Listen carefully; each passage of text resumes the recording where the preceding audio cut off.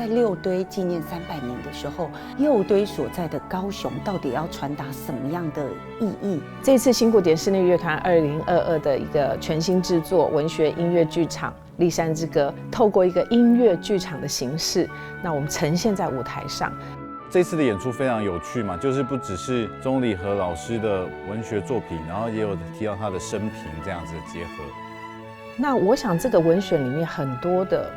故事都是钟理和可以说是他自己的亲自的一些经历或者是观察。这个文学家他在整个生命断柱里面，把它落实在他许多文字的创作是非常动人的。我们在跟新颖总监讨论的时候，整个创作方向也是要用视觉把音乐性里面的诗意、文学作品里面的人性带出来。那我们也期待藉由这样的一个作品，